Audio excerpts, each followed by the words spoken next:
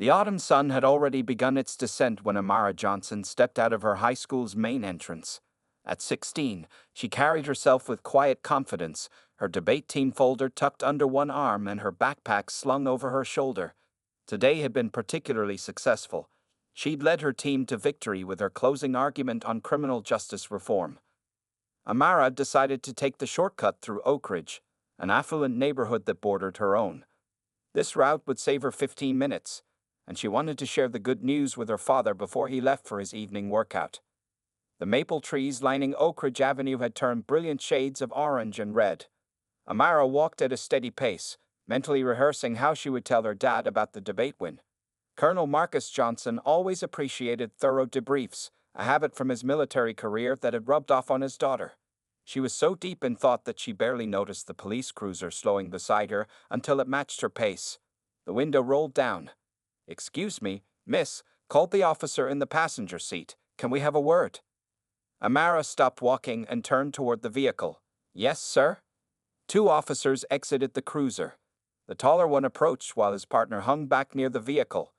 "We've had reports of suspicious activity in this neighborhood. Mind telling us what you're doing here?" "I'm just walking home from school," Amara replied, gesturing to her backpack. "I live in Westfield, just past these few blocks." The officer looked her up and down. "ID?" "I'm 16. I have my school ID," Amara said, reaching for her wallet. "This is a private community," the second officer added, stepping closer. "The residents here get concerned when they see unfamiliar people wandering around." Amara felt a knot forming in her stomach. "I'm not wandering. I'm walking straight home. I take this route almost every day." "Almost every day, huh?" The first officer's tone sharpened. "So you're regularly in this neighborhood where you don't live?" A couple walking their dog slowed to watch the interaction. Amara felt her cheeks growing hot with embarrassment. "Can I see that ID now?" the officer pressed.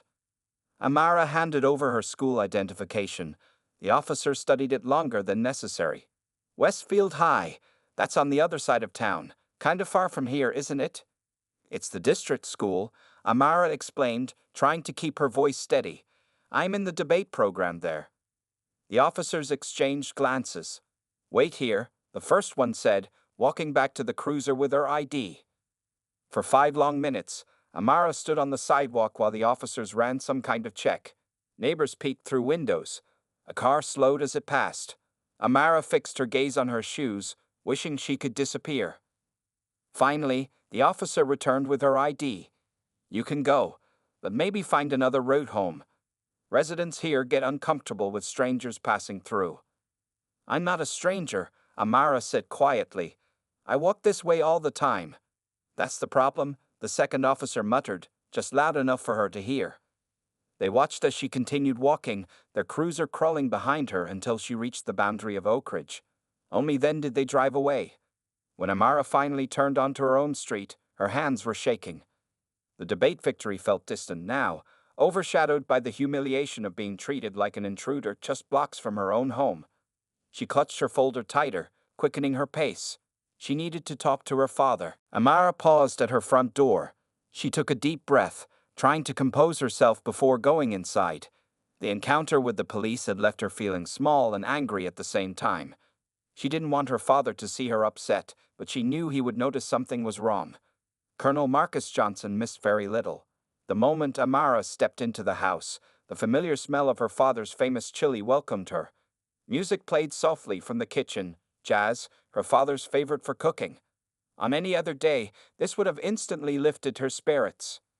"That you, kiddo?" her father called out. "How'd the debate go?" Amara dropped her backpack by the stairs. "We won," she replied, her voice flatter than she intended.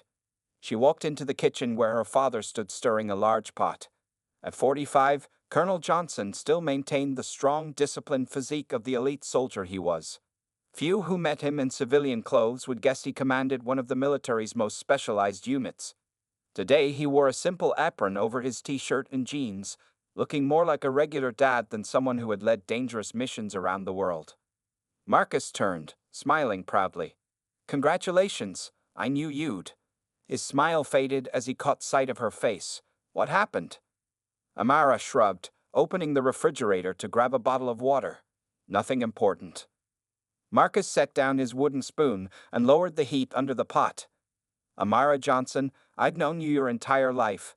That face doesn't mean nothing important. She took a long drink of water, avoiding his eyes.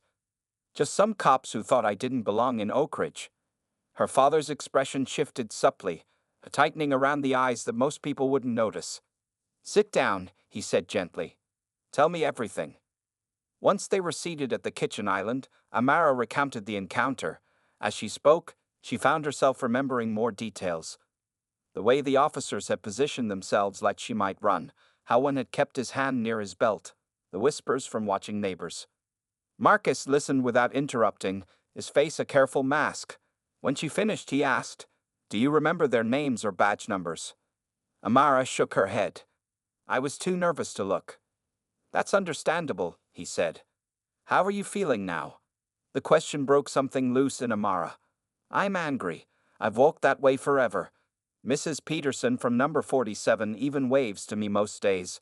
But these cops acted like I was there to rob someone just because." She stopped. "Because you're black?" her father finished quietly. "Yes." Amara's voice trembled. "And the worst part is I started doubting myself. Like, maybe I shouldn't walk there. Maybe I am doing something wrong just by existing in that space." Marcus reached across the counter and took her hand. "That's exactly what makes these encounters so harmful. They make you question your right to move freely in your own community. What do I do next time? You stay calm, you know your rights, and you remember that you've done nothing wrong." He squeezed her hand.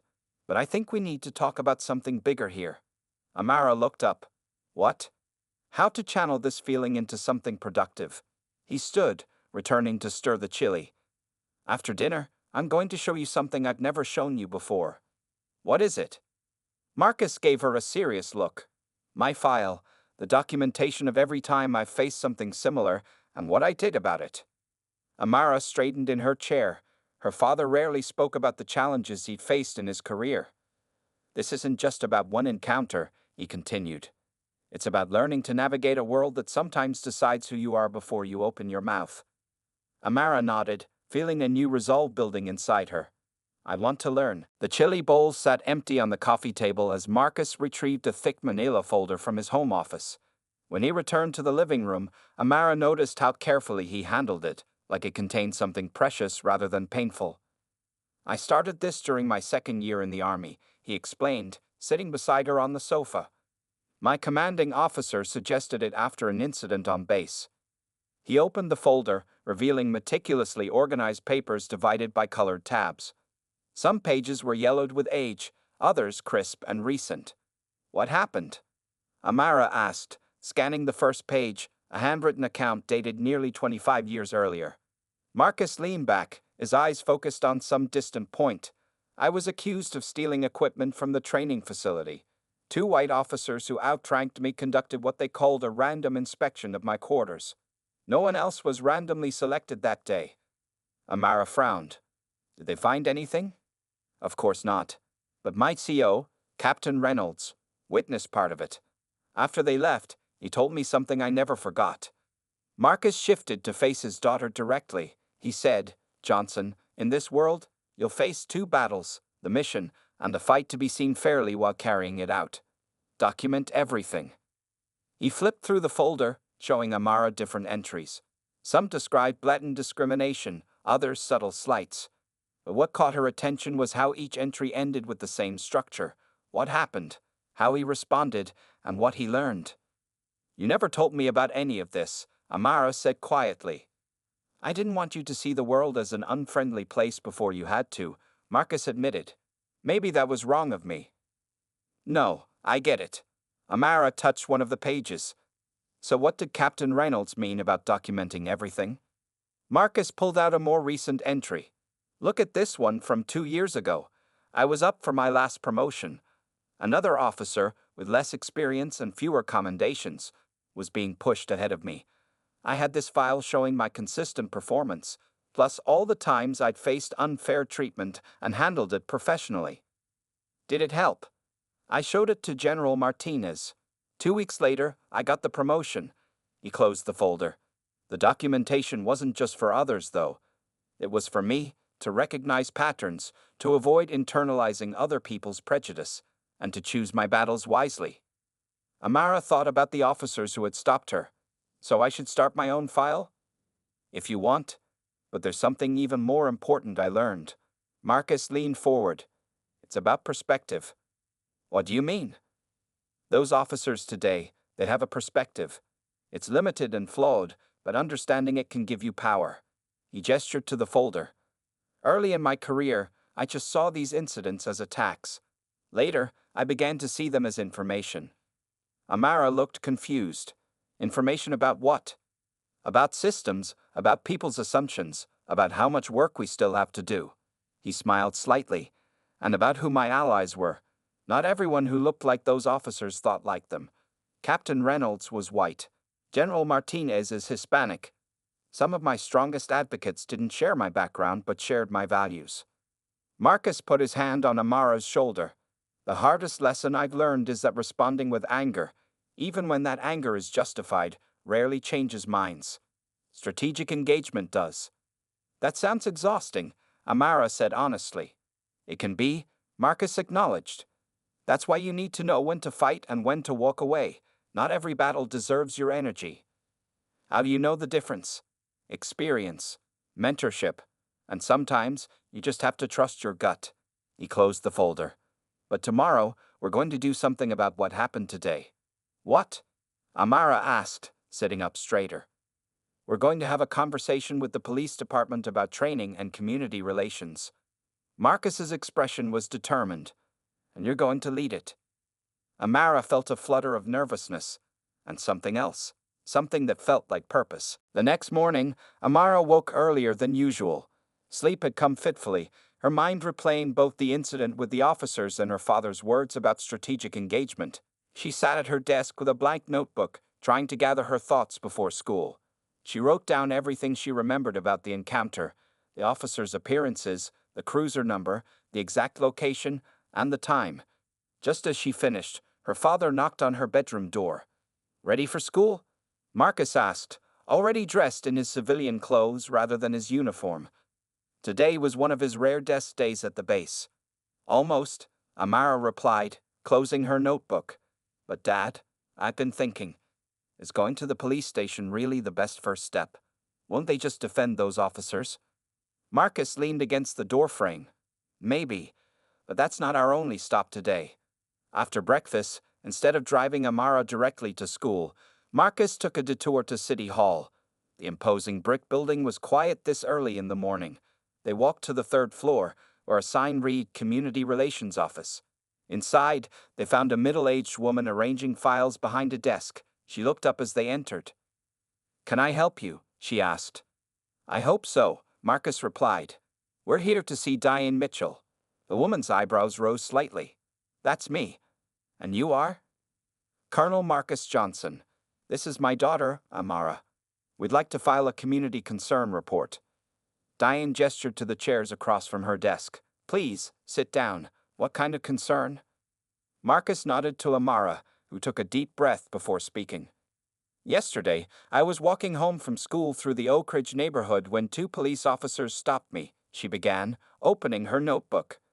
They questioned me as if I was trespassing, even though I walked that route regularly. As Amara recounted the details, Diane took notes, occasionally asking clarifying questions. When Amara finished, Diane turned to a computer and pulled up a form.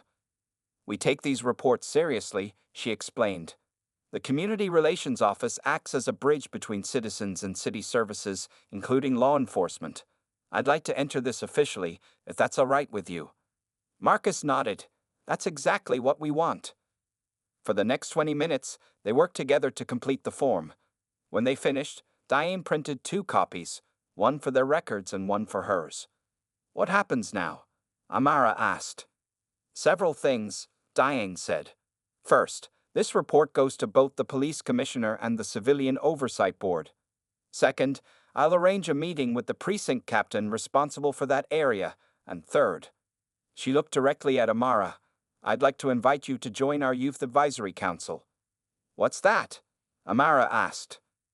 A group of students from across the city who meet monthly with leaders from various departments, including police, to discuss issues affecting young people. Diane handed her a brochure. Your perspective would be valuable. Amara glanced at her father, who nodded encouragingly.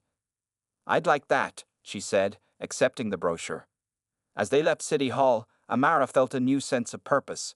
So we're not going to the police station? Not yet, Marcus replied. We've established an official record first. Now the next step is this. He handed her a business card from his wallet. The card read Community Journalism Project with an address in downtown. What's this? Amara asked.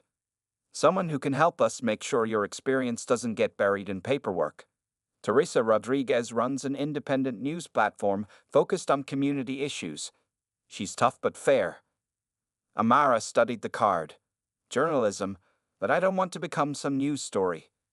Not you specifically, Marcus explained as they walked to the car, but the pattern your experience represents. Teresa reports on systemic issues, not just incidents. Amara considered this. Will it make a difference? It already has, Marcus said, starting the engine. You've taken the first step from being someone things happen to someone who makes things happen. As they drove toward the Community Journalism Project office, Amara realized she no longer felt like a victim. She felt like an advocate. The Youth Advisory Council meeting was held in a bright community room at the local library. Walking in, Amara felt her stomach tighten with nerves. 8 teenagers sat in a circle of chairs, along with 3 adults who appeared to be facilitators. One of the adults, a woman with short gray hair and kind eyes, spotted Amara and approached with an outstretched hand. You must be Amara Johnson, she said warmly. I'm Patricia Winters, the council coordinator. Diane Mitchell told me you might be joining us today. Amara shook her hand. Thank you for having me. We're glad you're here. Let me introduce you to everyone. The group was diverse, students from different schools, neighborhoods, and backgrounds. There was Jamal from Westridge High, who led his school's restorative justice program. Sophie, who worked on environmental initiatives. Marcus, no relation to her father, who focused on mental health awareness. And 5 others with various interests. They'd all greeted her with friendly nods and curious glances. What surprised Amara most, however, was the presence of a police officer in uniform sitting among the teens. He wasn't much older than 30, with an open face and attentive posture. Patricia noticed Amara's gaze. That's Officer Luis Morales, our department liaison.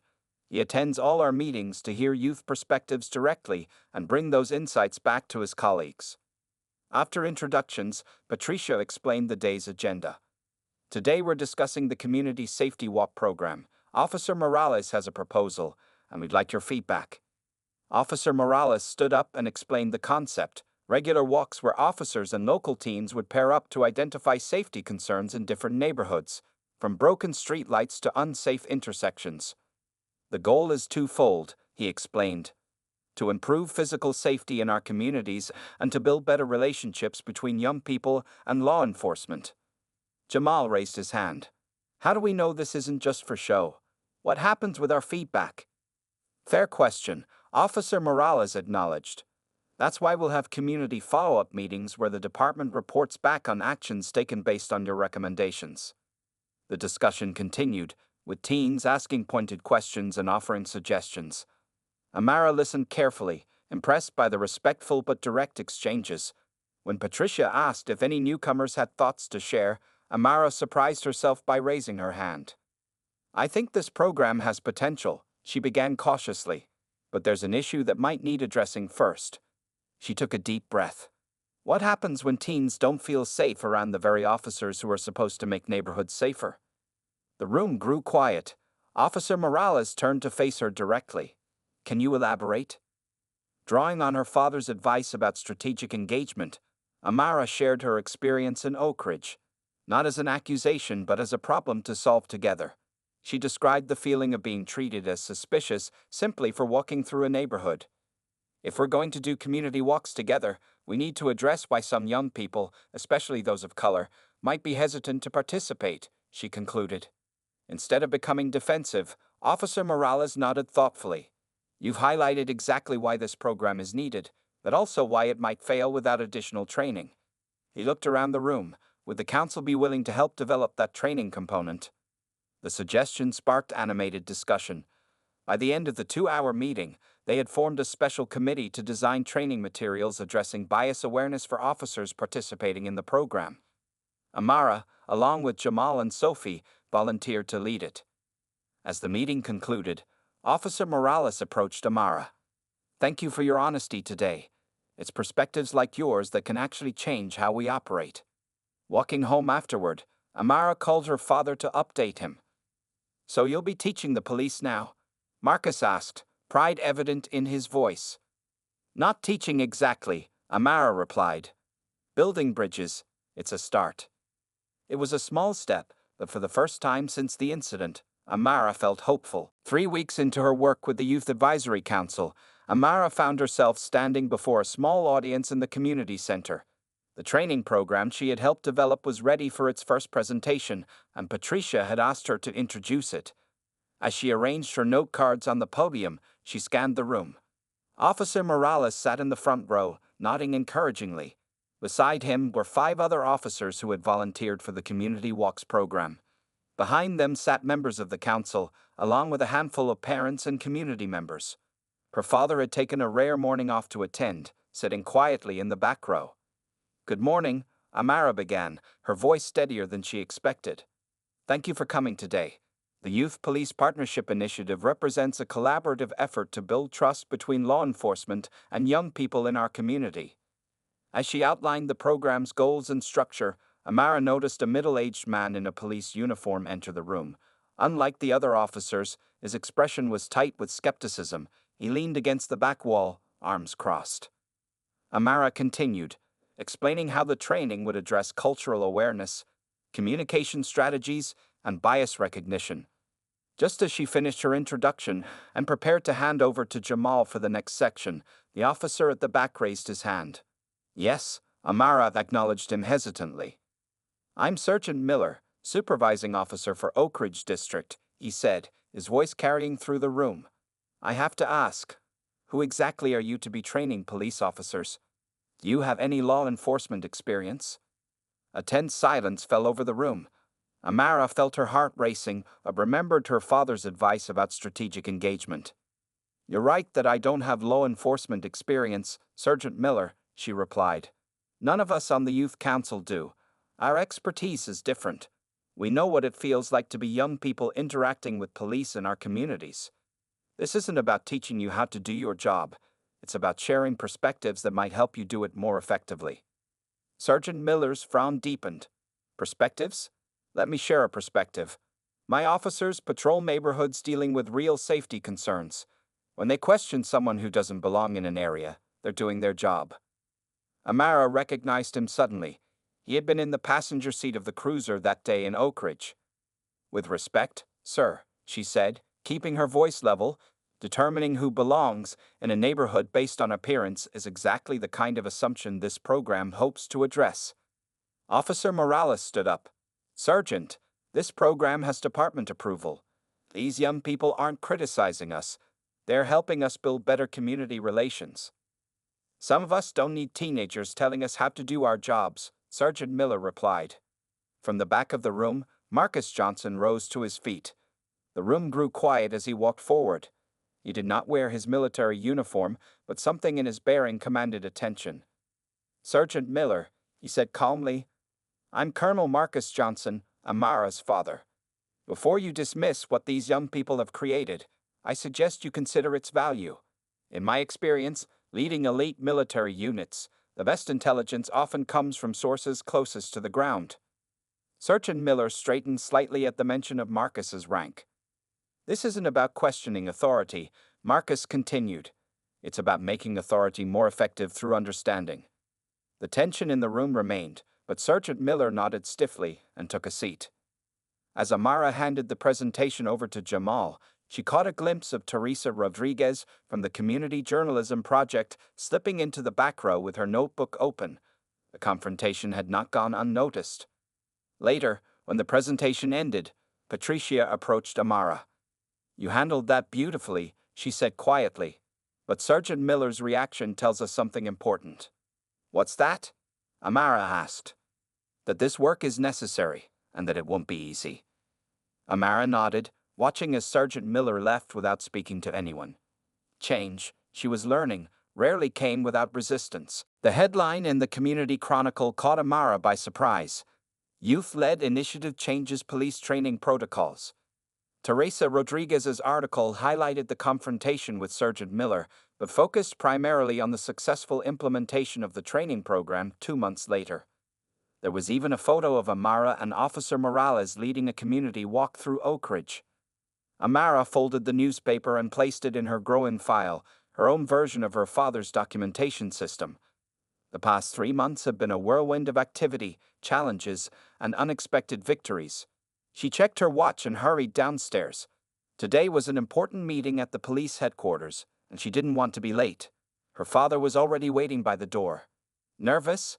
Marcus asked as they drove downtown. A little, Amara admitted. I never expected Chief Williams would actually implement our recommendations department-wide. The police headquarters looked intimidating with its concrete facade and formal entrance. Inside, however, the atmosphere was surprisingly welcoming. Officer Morales greeted them in the lobby and escorted them to a conference room where several people were already gathered. Police Chief Williams, a stern-faced woman with 3 decades of service, sat at the head of the table. Beside her was Diane Mitchell from the Community Relations Office, Patricia from the Youth Council, and surprisingly, Sergeant Miller. Amara noticed he looked less confrontational than before. Ms. Johnson, Colonel. Chief Williams nodded to them. Thank you for coming. We're here to discuss the preliminary results of the training program you helped develop. Officer Morales distributed folders containing data from the first quarter of implementation. As you can see, he explained, we tracked several metrics before and after the training.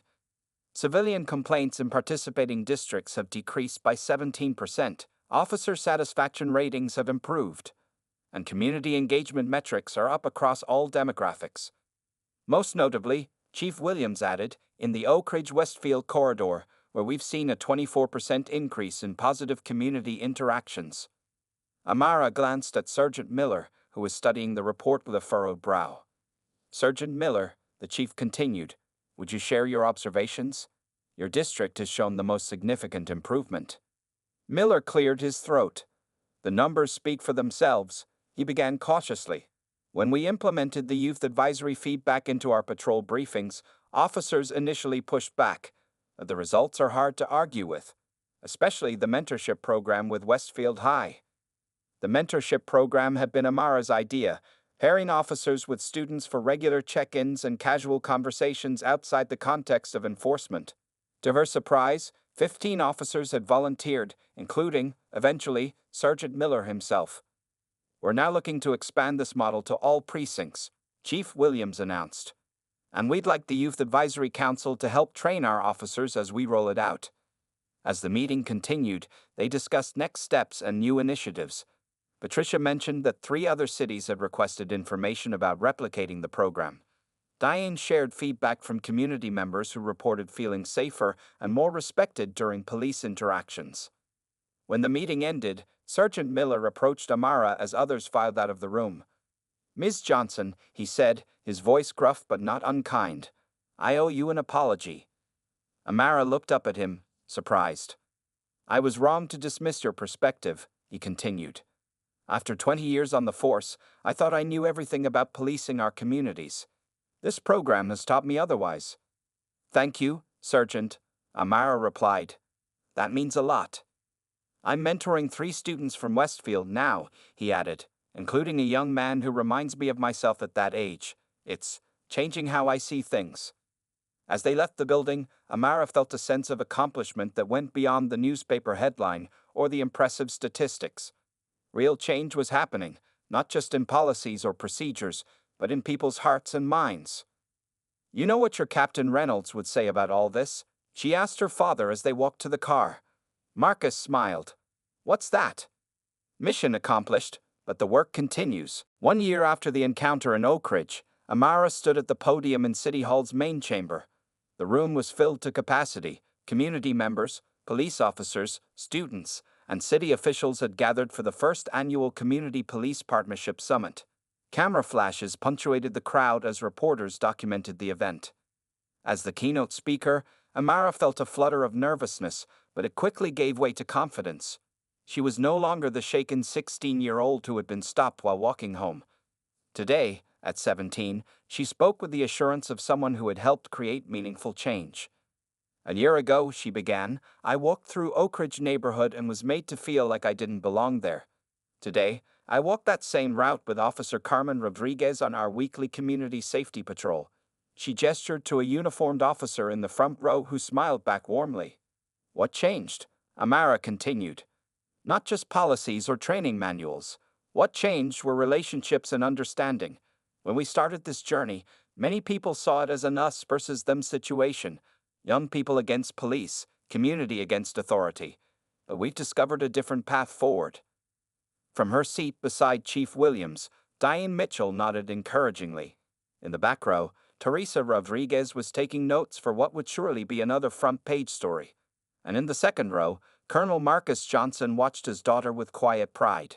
Our youth police mentorship program now includes 50 officers and 75 students across the district, Amara explained.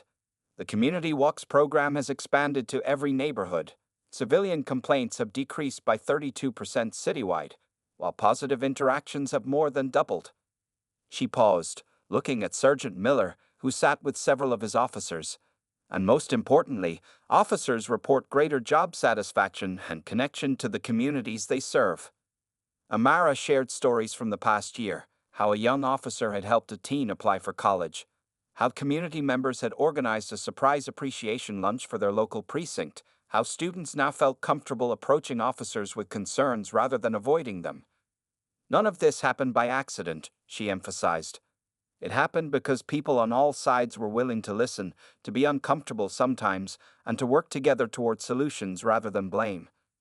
After her speech, as people mingled during the reception, Amara found herself approached by a man she didn't recognize. Ms. Johnson, he said, extending his hand.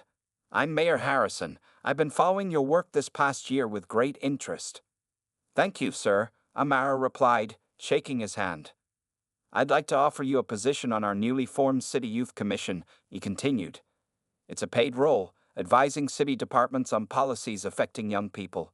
Given what you've accomplished here, you'd be an ideal candidate. Amara was momentarily speechless. As she collected her thoughts, her father appeared at her side. That sounds like an amazing opportunity, Marcus said, placing a supportive hand on her shoulder. It is, Mayor Harrison agreed. And potentially a stepping stone to bigger things. You have quite a future ahead of you, Ms. Johnson. Later that evening, as Amara and her father walked home together, they took the route through Oak Ridge, the same path where everything had started. The autumn leaves were turning again, completing the cycle of seasons. So, Marcus said, the Youth Commission, that's quite an honor. Amara nodded. It's strange to think about how much has changed because of one bad day. Not just because of one bad day, Marcus corrected her. Because of how you responded to it. They passed the exact spot where the police cruiser had stopped her a year ago. Now, Amara noticed a new community bulletin board there, displaying announcements about neighborhood events, including the schedule for community police walks. You know what I realized today? Amara said. That incident wasn't the end of something. It was the beginning. As they turned onto their street, the setting sun cast long shadows ahead of them. Amara walked confidently forward, stepping into a future she was helping to create. One where understanding bridged the gaps between authority and community, between fear and trust, between what was and what could be.